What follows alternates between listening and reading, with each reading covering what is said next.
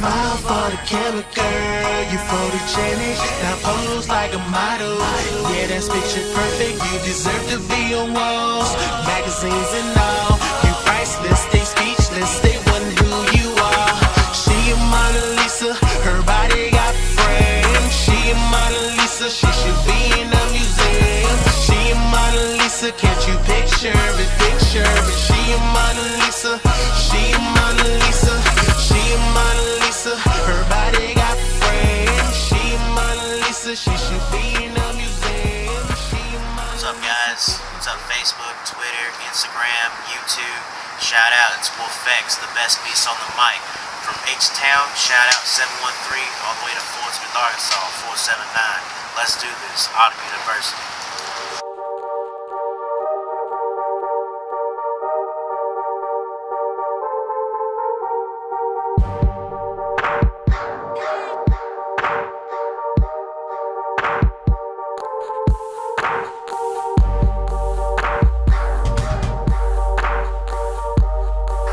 People always ask me,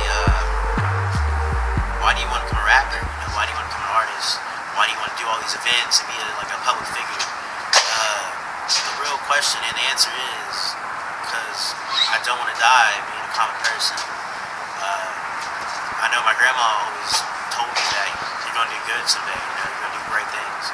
And to tell you about me, you know, people don't really know that my mother, she's half white, half Cherokee. And my father's full black. And, you know, I'm a 3-race difference, so people always gave me hell about that, but, you know, it's alright, it's all good. I was raised in Onalaska, Texas. I was born in Livingston, Texas, actually. And I grew up, you know, around the Houston area, and I just fell in love with the whole music culture, you know, DJ Screw, Little Flip, Slim Thug, Zero, Trey the Truth, Mike Jones, all of them. You know, they gave me hope that a little guy can do big things. You know, it's crazy. But what you know about me is that my father, the always wasn't around. I grew up, just had a single mother. My mother works 2 to 3 jobs just to put food on the plate. And it kind of scarred me a little bit because it's like I didn't have a father figure in my life. So I was trying to do better and impress my mother better, to do better stuff and show her that I'm a man of the house and I can do this and that. And I didn't meet my father until I was about 6 years old.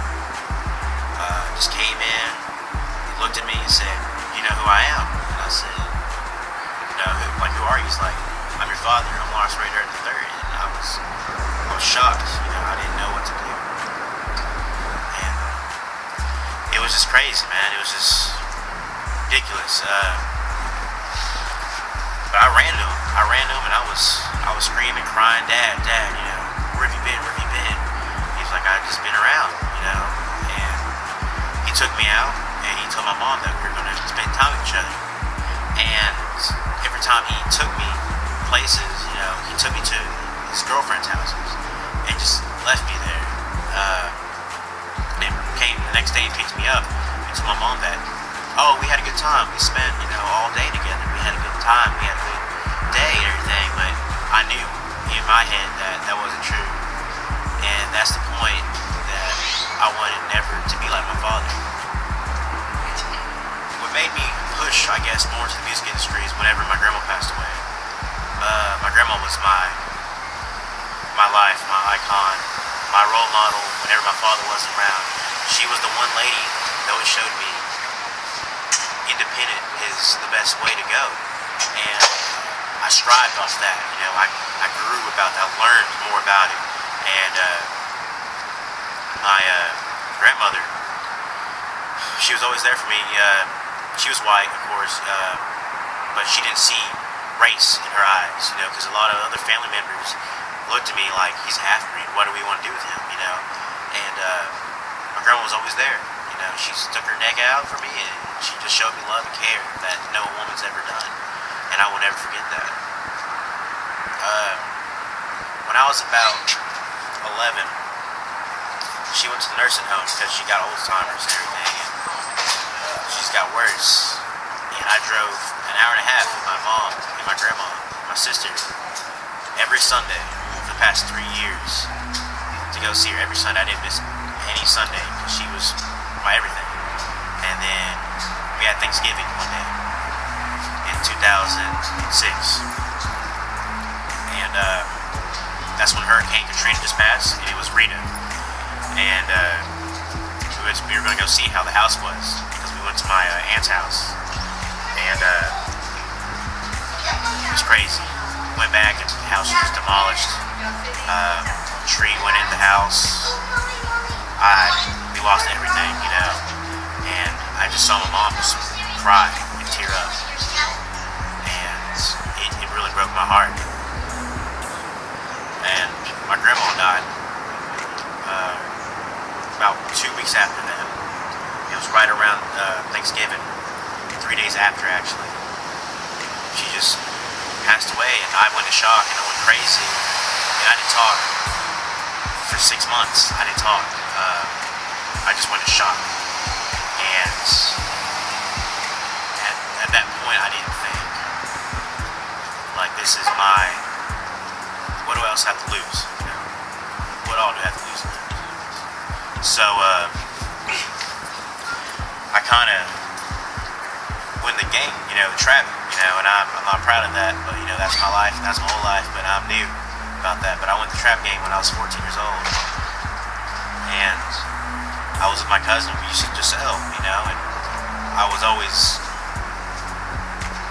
on the streets, on the corners and stuff, and every day I was like, what else do I have to lose? My grandmother just died. I lost my house in the hurricane. I'm in Houston, Texas, you know, nothing but gangbangers and, you know, hustlers all the time. So, I mean, I just started selling, and I did that for about a year and a half, and I told my cousin, I woke up actually, and I told my cousin, like, I can't do this anymore. You know, I can't do this no more. Like, I know if my grandma saw this right now, she would be proud of me. So I quit it, and I felt better about myself, but I could really never tell my family about it because it was just so deep, and it was just a disgrace. But now, since I'm older, and I just turned 20, I feel like I can actually tell them about it and say that I'm sorry for all the stuff that I did, and I'm gonna be a man and realize my struggles in my past and make a better future. And the time that I was doing the whole trap game and selling, my grandma passed away, I listened to music. The first artist I actually connected with, out of every artist I listened to, was DMX. DMX was like my idol. He was the voice of the street. He was pain. He was anger. He knew what was going on in the music industry that no one really understood what people were feeling in the life of living. So I kind of thrived with that, and I wanted to be like him. I wanted to be just like him. I wanted to dress like him, talk like him, act like him, do everything like DMX. You know, and I was about 15. I started, you know, I love music. Why don't I be rapping? And I told my friends that, and they kind of shunned me down, and I was like, okay, you know, it's not my calling. And I moved from Houston to Fort Smith, Arkansas, and I met a bunch of people, and they told me, very first thing they told me, this ain't a hip-hop place, you know that, right? It's not like Houston. And I looked at them and was like, it's going to be. And they're like, what are you talking about? It's something country. And I told them, you just wait. I'm going to change. I'm going to change people's minds about hip-hop. And I'm going to change everything. And I was about 18, and I was in Greenwood High School. And I finally put it in my mind that I want to be a rapper. You know, I wanted to do it. I wanted to show people that if you have the passion, you have the hunger for it, that you can do anything.